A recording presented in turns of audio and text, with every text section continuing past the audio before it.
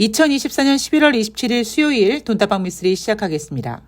저는 제가 멀티플레이어인 줄 알았는데 아니더라고요. 예전에 어릴 적에 어떤 문구가 있었는데 내용이 이런 겁니다. 사회에서는 대처가 되고 남편한테는 샤론 스톤이 되고 자식들에게는 신사임당이 되라. 제가 그 문구를 읽는 순간 나의 꿈은 바로 저거야 라고 생각했는데 어린 반푼더지도 없더라고요. 저는 2개 이상을 동시에 못합니다. 예를 들면 운전을 하면서 통화를 한다든가 음식을 만들면서 누구와 대화를 한다든가 안 되더라고요. 그러니까 이게 선천적인 건지 아니면 너무 주식에만 집중하다 보니까 이게 어찌 보면 생긴 직업병인지 모르겠습니다만 하여튼 동시 패션으로 뭘 못하겠더라고요. 돈다방 미스리가 이제 내년이면은 10주년이 되는데 돈다방 미스리 오랫동안 들으신 분들은 제가 뭘 하고 싶은지 아마 알고 계실 겁니다. 저는 배운 도둑질이 주식이라서 주식을 계속 할 거고 그리고 혼자 하는 건 너무 심심하니까 돈다방 미스리라는 카페를 만들어서 은퇴하시고 노트북 하나 들고 돈다방 미스리로 출근하시는 분들께 커피 팔고 저와 같이 주식 매매하고 수익 나면은 대낮에 맥주 한 잔 가볍게 마시고 3시 반 이후에는 내일 매매를 위해서 얼른 퇴근하시라며 궁디 팡팡하면서 보내드리는, 물론 온라인도 가능하겠죠. 근데 10년 전에 제 꿈이 그거였습니다. 그래서 제 모임의 제목이 리치 펜타곤이죠. 그래서 제가 키우는 고양이 이름이 리치입니다. 누가 그러더라고요. 야, 너 그러다가 리치 입양하고 펜타 입양하고 고니 입양하고 이렇게 3마리 고양이 키우는 거 아니냐 이런 말씀을 하시는 분도 계신데 그건 아닌 것 같고, 여하튼 펜타곤은 미국의 국방부고 5층짜리죠. 저는 매매 원칙이 5%다 보니 5% 수익이 나면 무조건 칼처럼 매도해버리는 매매 원칙을 갖고 있다 보니까 저의 모임은 리치 펜타곤, 그리고 저의 어떤 이 매매 원칙과 맞는다라고 하시는 분들을 리치 펜타곤이라는 모임에 초대해서 하여튼 그 모임을 좀 잘 유지하고 싶은 게 소원입니다. 10년 동안, 아니죠. 저 정확히 한 20년 넘는 오랜 시간 동안 이 증권 바닥에 있으면서 많은 개인 투자자분들을 만났거든요. 한때는 얼마면 돼? 계좌 얼마짜리 줄까? 이러면서 꼴값 떠는 것들이랑도 상대해봤고, 그리고 정말 돈 많이 투자해 줄 테니까 세컨드 해라. 하여튼 특히 별의별 놈들 많이 만나봤습니다. 물론 그 사이에는 좋은 사람들도 굉장히 많이 만났죠. 그러다 보니까 다른 건 모르겠습니다만 최소한 주식에 관련돼서는 이분이랑은 좀 오래 갈 수 있구나, 이분이랑은 안 되겠구나라는 게 좀 어느 정도 구별이 되고요. 그리고 특히 주식이라는 거는 기다리는 미학이 있고, 그리고 여유자금이라는 어떤 전제 조건이 있다 보니까 쭉 이렇게 이벤트를 하면서 아니면 쭉 매매를 같이 해보면서 이분은 나중에 굳이 얘기하지 않아도 미쓰리 나도 리치 펜타곤 아니야? 멤버 아니야? 이렇게 하시겠구나라는 분들이 어느 정도 가려지십니다. 여하튼 제가 오늘 리치 펜타곤 이야기를 하는 이유는 저는 하나밖에 몰라서 그동안 장중에는 주식만 보고 그리고는 남는 시간에는 영화 같은 것도 좀 보고 책도 보고 다른 거 좀 할 만한 거 없나? 리치 펜타곤 모임을 위해서 돈다방 미스리 카페를 만들려면 내가 커피를 좀 배울까? 디저트 만드는 걸 배울까?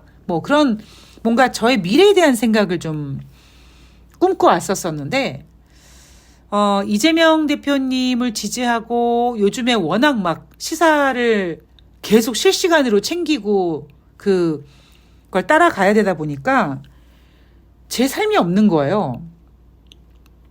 영화 한 편 제대로 보지 못하고 시리즈물 같은 거 제대로 보지 못하고 책 한 권 제대로 읽지 못하고 아침에 눈 뜨면 아침부터 쏟아지는 그 특종에 단독에 저녁 뉴스까지 요즘에는 막 MBC 같은 경우, JTBC 같은 경우에 막 주말에도 단독을 내놓으니까 솔직히 주식에도 좀 집중이 안 되고 제 삶에는 뭐 완전 투자 같은 것도 못하고 아무것도 못하고 그래서 빨리 저는 이재명 대표님이 그러니까 이재명 도지사 때부터 제가 이재명 성남시장 때부터 조용히 지지를 했던 저고 저의 목표는 이재명 대표님 대통령 만드는 거니까 빨리 청와대에 집어넣어서 일을 시작하실 수 있는 그날이 왔으면 좋겠다라는 생각이 듭니다. 뭐 청와대 다시 잘 수리해야 되겠죠.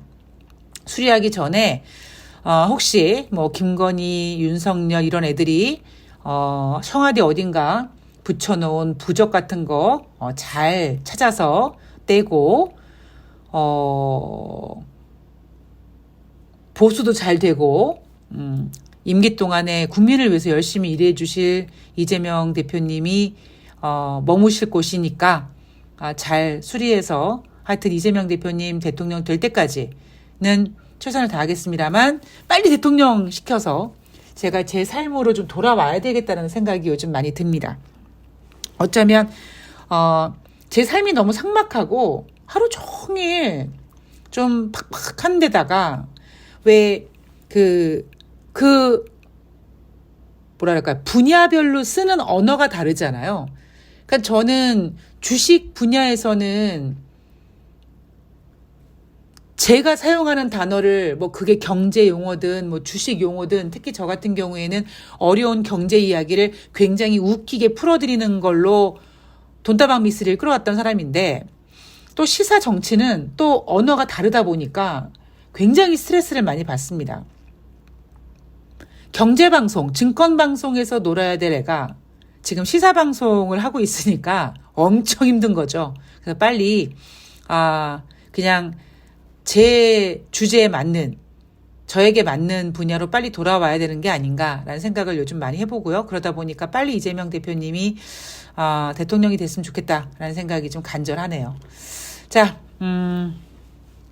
여러분들도 제가 조금 더 주식에 집중하고 여러분들도 나도 리치 펜타곤 하고 싶어 응원해 주시는 분들은 빨리 이재명 대표님이 대통령이 되시길 응원해 주시기 바랍니다.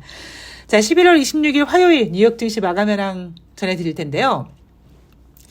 뉴욕 증시가 상승을 유지하고 싶어하는 힘이 강하다. 그러다 보니까 전문가들이 뭐 어제 같은 경우에는 트럼프가 뽑은 신임 재무부 장관의 기대감으로 뉴욕 증시가 상승했다라고 평가했고요. 그리고 11월 26일 화요일 뉴욕 증시가 상승했는데 이날도 마찬가지로 뉴욕 증시는 여전히 상승을 유지하고 싶지만 제목이 없다 보니 전일에 발표했던 트럼프 관세부가 그거 그냥 뭐 그래 심각한 거 아니야 라고 포장하면서 뉴욕 증시 상승을 풀어냈습니다.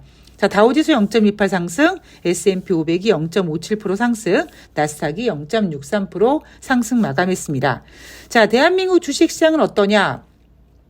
미쓰리가 연말까지 제가 예상하지 못했던 어떤 악재가 태어나기 전까지는 코스피 하단 2400, 아주 여유로운 코스피 상단 2600 근처 어디선가, 즉 한 대략 200포인트 선 박스권 내에서 움직일 것이다 라고 말씀을 드렸고요. 며칠 전에 삼성전자가 자사주 매입을 하면서 장중에 7%까지 올랐고 코스피도 또다시 마치 2600을 갈 것처럼 푼수짓을 했습니다만 지금 현재 다시 코스피는 2500포인트, 제가 지금 이 방송을 녹음하고 있는 오후 2시 47분 현재 2500포인트까지 내려왔습니다.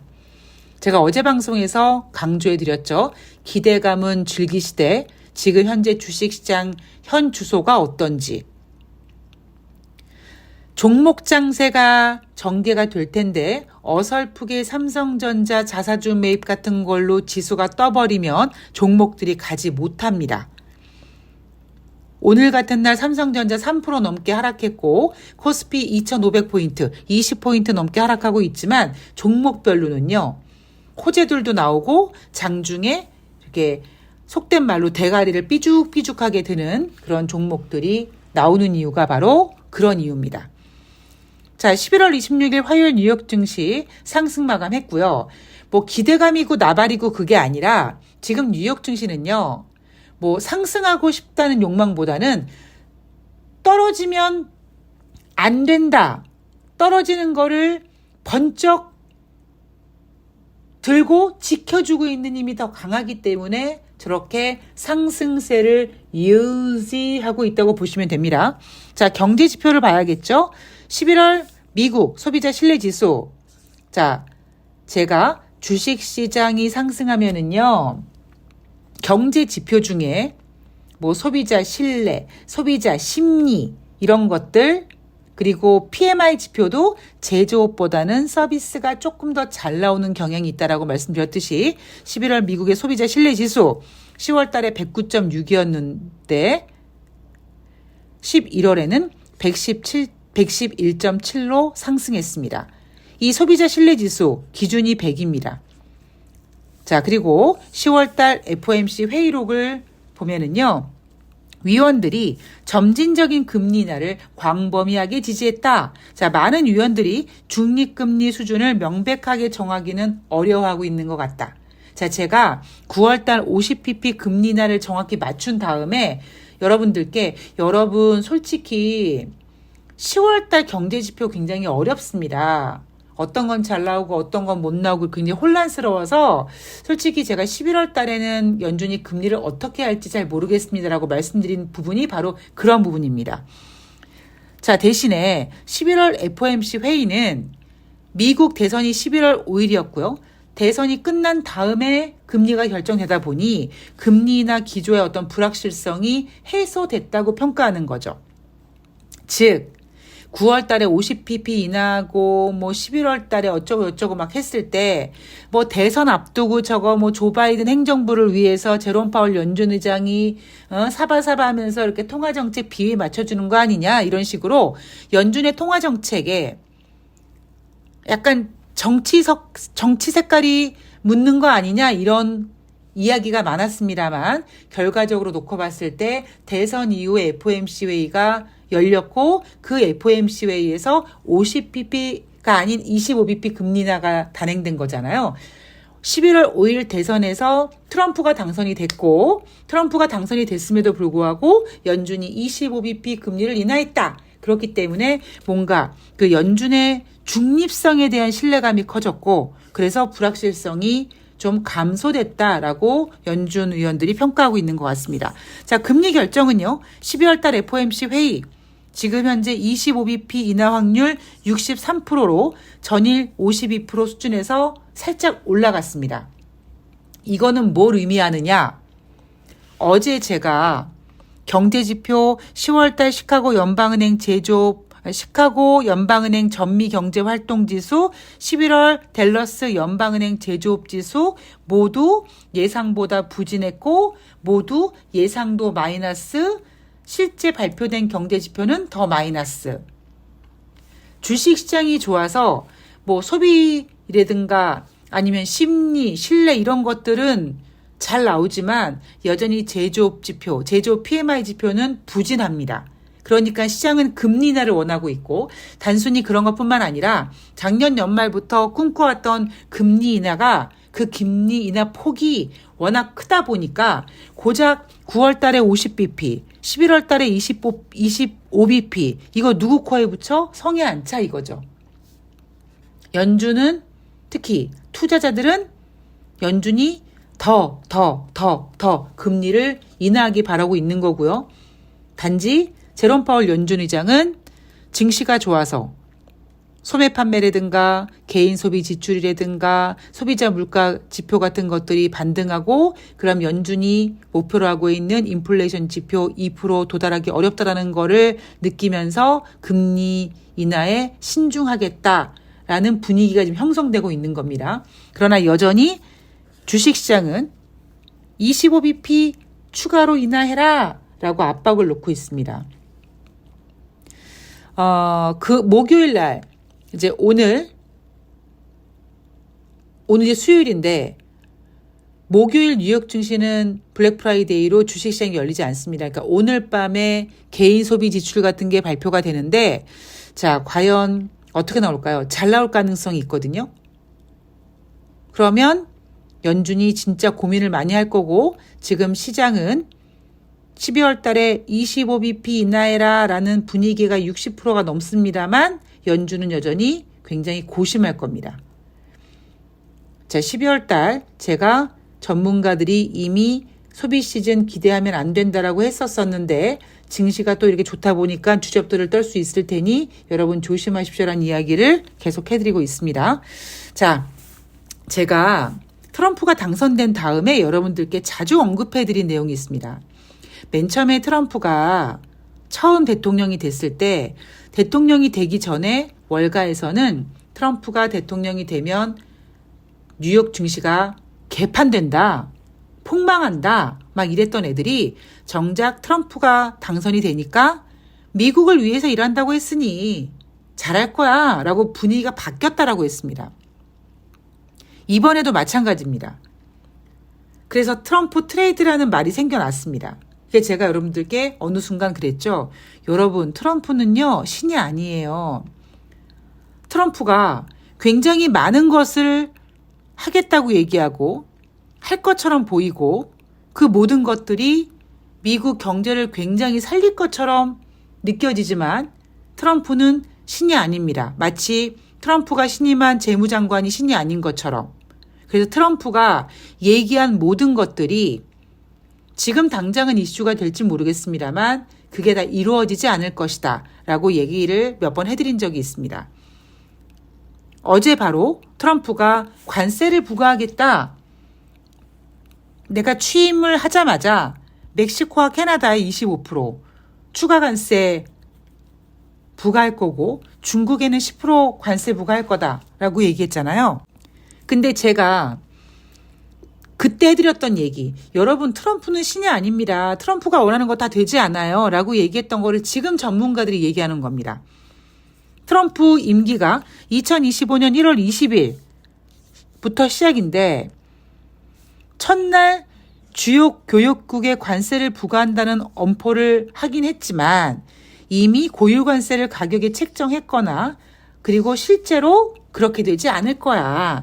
그냥 트럼프의 허세 혹은 협상을 하기 위한 전략일 뿐이야 라면서 월가는 반응하고 있지 않다라고 했습니다. 그러면 우리가 생각해 보십시오. 트럼프가 미국을 위해서 막 일하겠다. 그리고 막 미국이 경제가 좋아지게끔 만드는 어떤 정책을 내놨을 때 그것도 마찬가지 아니겠습니까? 그죠? 그래서 돈다방 미쓰리가 늘 자부하는 거, 다른 전문가들보다 살짝 미리 본다. 어느 순간엔 너무 좀 미리 봐서 좀 혼란스러움이 있긴 했습니다. 그게 언제냐면 바로 올해 7월 달이었죠. 저는 제가 잘못한 부분을 바로바로 사과하는 사람인데, 저는 작년 연말부터 상승했던 금리 인하와 AI, 엔비디아의 성장 기대감이 만들어낼 수 있는 어떤 상승의 끝은 5월 달 정도로 봤거든요. 근데 7월 달까지 제가 예상했던 것보다 2달 정도 더 길게 늘어져 왔고, 그러다 보니까 저는 지수가 좀 꺾이고 제가 관리하는 종목들이 좀 움직일 줄 알았는데 좀 그게 좀 계속 딜레이 되고 있는 겁니다. 그러니까 현재까지는 그럼에도 불구하고 지금 미쓰리가 올해 예상했던 그 코스피 밴드 내에서 움직이고 있고 특별한 악재가 없는 상태에서 움직이고 있기 때문에 뭐 잘 관리하면 특별한 문제가 없을 것처럼 보이기는 합니다만, 어쨌든 돈다방 미쓰리는 좀 빨리 보는 게 있고 최근에는 좀 미리 보는 거를 좀 살짝 속도 조절을 해서 좀 적당히, 너무 과해도 안 되고 너무 빨라도 안 되고 너무 타이트해도 안 되니까 적당히 속도 조절을 하겠다라고 여러분들께 약속드린 부분이 있습니다. 자, 지금 장중에 2,500포인트가 이탈됐습니다. 외국인들 우리나라 주식시장 여전히 미워하고 있고요. 어제 말씀드렸듯이 기대감은 즐기시되 지금 현재 주식시장에 대한 냉정한 시각은 잊지 마시길 바란다는 말씀을 다시 한번 강조하며 오늘 방송을 마무리하겠습니다. 자, 저는 내일 11월 28일 목요일 새날에서 뵐 겁니다. 어차피 28일 목요일 뉴욕 증시가 열리지 않기 때문에 29일 금요일 날 수요일 뉴욕 증시 마감 현황을 전해드릴 거니까 타이트하지 않을 것 같아서요. 내일은 제가 새날에서 새날 준비를 더 열심히 해서 새날에서 뵐 거고, 돈다방 미쓰리는 11월 29일 11월의 마지막 금요일 방송에서 27일 수요일 뉴욕 증시 전해드리도록 하겠습니다. 눈이 엄청 만약에 많이 와서 깜짝깜짝 놀랐는데 여러분들 모두 눈 조심하시고요. 저는 내일 새날에서 뵐 거고, 그리고 29일 돈다방 미쓰리에서 다시 찾아뵙도록 하겠습니다. 좋아요 좀 눌러주세요. 고맙습니다.